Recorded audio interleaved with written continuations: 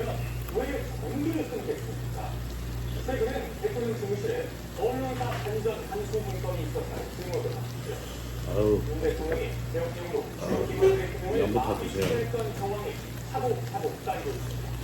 이어서 조민진이가 보도입니다. 개혁당의 국회의회 강경을 현장 지휘했던 김영태 특전사 707 특임단장은 최근 헌법재 판소의 증인으로 나와 국회의사당 전기를 차단하려는 사실을 인정했습니다. 사람한테 못 들어간다. 이런 생각을 들었는데 그때 전기라도 뭐 차단하는 것도 되냐고 말씀하셔서 한번 찾아보겠다. 그래서 지하철로 오겠습니다. 당시 법무부장 특전사령관과 함께 있었던 김문 감찰부대관 역시 검찰 조사에서 박전 사령관이 물에서 막 침 떨어진다. 드세요. 떡이 있어서 네. 조금 붙어. 이거 살짝 중불이나 해놔야 되죠? 네. 박전 사령관은 단전 자신의 생각이었다고 말했습니다. 다만 단전 논의는 의원 끌어내라는 대통령 지시 이후 이루어졌다고 밝혔습니다. 이거 살이 좀 많이 넣어야지 맛있어.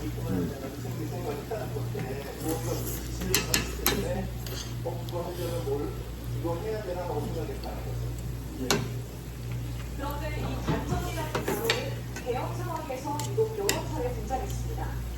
언론사 5곳을 말씀하시고 잘 이야기를 하고 요청하면 특별한 조치를 취하라 이런 것을 반문을 제가 아마 안전단수가 소방하느냐 할 수 있느냐 물었는데 소방청장에게 전화한 이상민 전 해안부 장관도 개혁당의 대통령 집무실 원탁 위에 누려있던 간전단수 관련 문건을 봤다고 인정했습니다.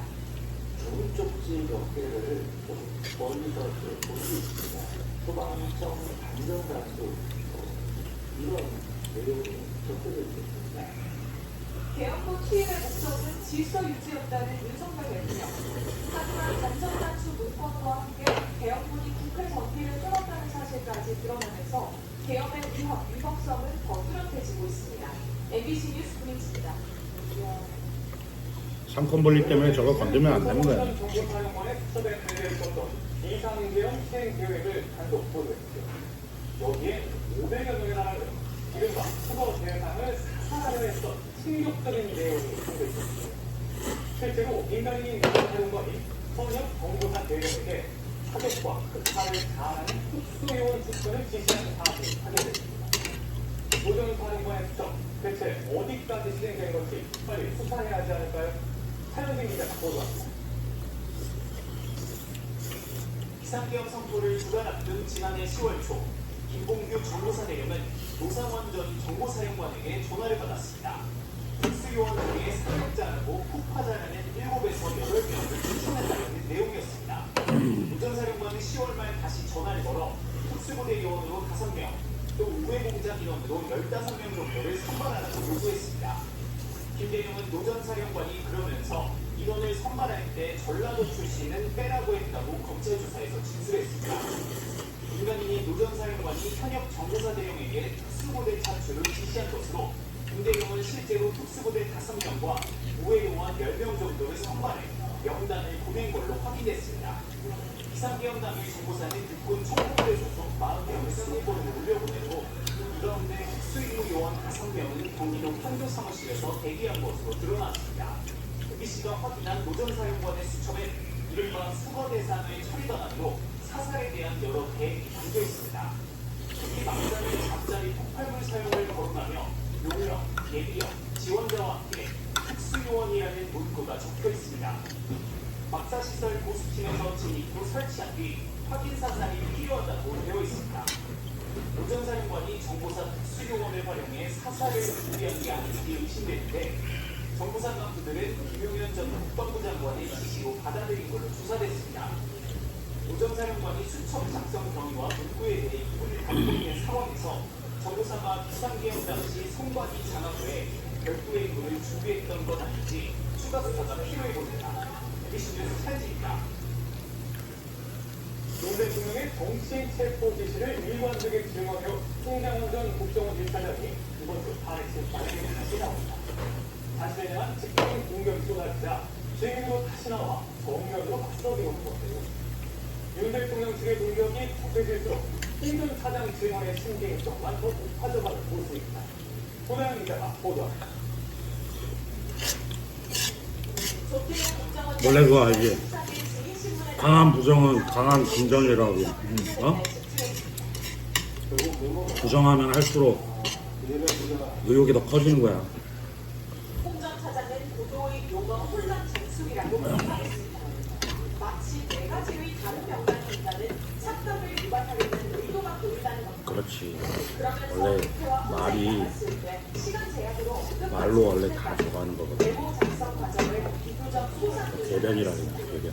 우선 여인영성 방첩사령관과 통화하며 첫 번째 메모를 받아들이고 보좌관에게 정서하라고 시켰고 개헌 해제 뒤인 이튿날 정확한 확인을 위해 보좌관에게 다시 적어보라고 한 내용에 자신의 기억을 추가했다고 했습니다. 보좌관이 가져온 종이에 제가 겉에서 기억나는 부분을 몇 개 추가로 메모했다는 거니까 그러면 그냥 종이는 세 장이죠.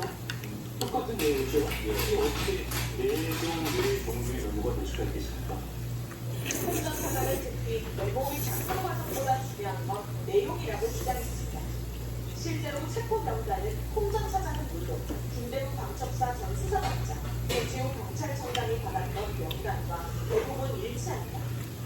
그 체포자 명단이 있는 것은 국정, 방첩사, 경찰 3개 기관에서 크로시가 된 내용입니다. 그럼 결국은 상당한 부분에 팩트에 접근할 수 있다고 볼 수가 있겠죠. 홍 전 사장은 CCTV 확인 결과 메모를 작성한 시간에 공관 앞이 아닌 사무실에 있었다는 조 원장 진술에 대해서 CCTV를 분초 단위로 확인해보자고 역제안했습니다.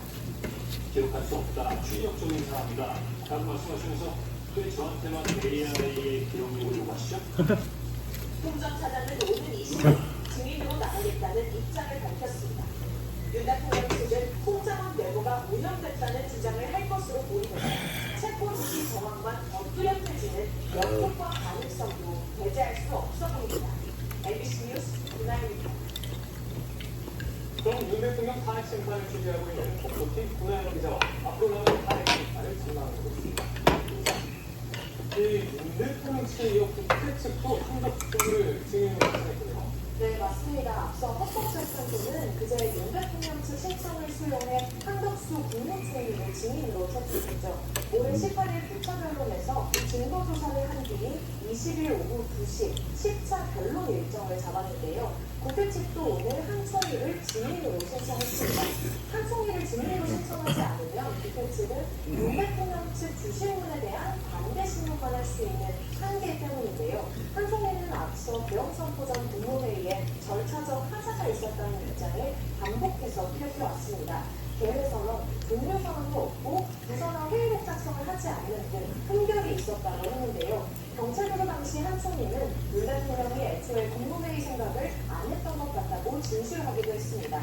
반면 윤 대통령은 지난 13일 8차 변론에서 국무회의가 필요하다는 걸 명확히 알고 있었다고 부각하고 있습니다. 결국 국회 측과 윤 대통령 측은 한총리를 상대로 대형선포 전 국무회의의 적법성 여부를 놓고 공방을 벌일 걸로 보입니다. 네, 탄핵 심판 변론이 8차까지 진행되는데 사장님 저희 바쁘게 볶아주세요. 네. 아까 이제 가장 좋았는데 언제쯤 그러고 나올까요? 네, 재판관들이 논의를 하는 평의가 거의 매일 이어지고 있기 때문에 향후 일정 역시 단호하게 좀 많이 주세요. 방금 말씀하신 대로 재판 절차가 마무리 단계에 있는 건 맞다고 볼 수 있는데요. 지금 상황에서 단수는 윤 대통령 측이 내놓은 비의정정수라는 재판부가 받아들일지의 문제입니다. 윤 대통령 측은 20일에 내란혐의 사건 형사재판의 첫 공판 준비 비율과 구속 취소 신문이 있다면서 비밀 변경을 신청했는데요. 이에 국회 측은 사태가 장기화되면서 국민 의견이 커지고 있는 만큼 변론 기일을 그대로 진행해달라는 의견서를 냈습니다. 변론 기일을 늦출지 아니면 내일쯤 확정이 될 것으로 보입니다. 한 차례 정도 연기가 된다고 해도 윤 대통령 탄핵 심판 청구 시기에는 큰 영향을 미치지 않을 것 같습니다. 최후 변론을 마치고 약 2주의 평의를 거치면 3월 중순쯤에는 결론이 나올 전망입니다. 네, 소장입니다. 잘 들었습니다.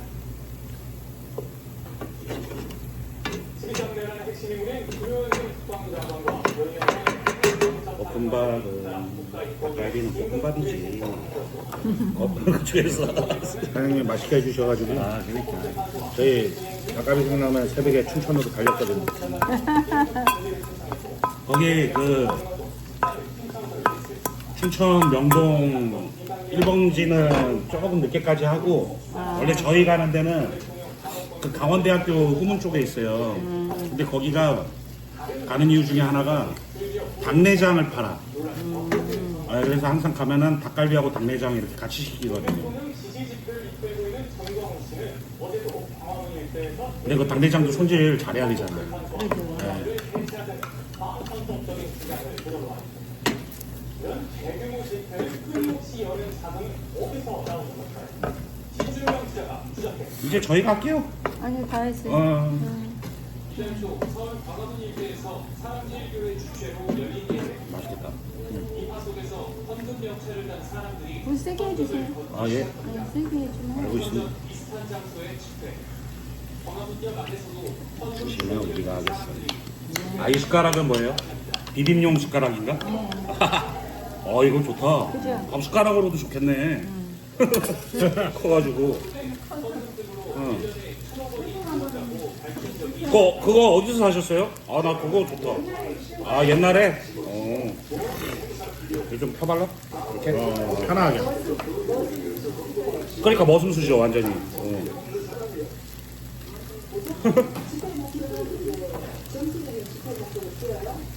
아, 숟가락 작은 거 막 흘러가지고.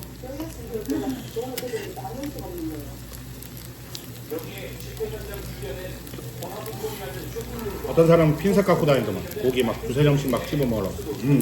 나처럼 젓가락질 못하는 사람도 있고. 핀셋. 그 핀셋 젓가락이라고 있어.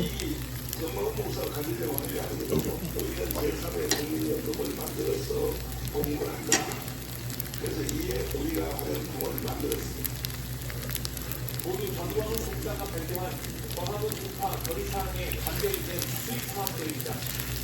신문, 알뜰폰, 선두카드 등에 각각 500명씩을 유치하면 연금을 지급하겠다며 이놈 지가 알아서 무슨 뭐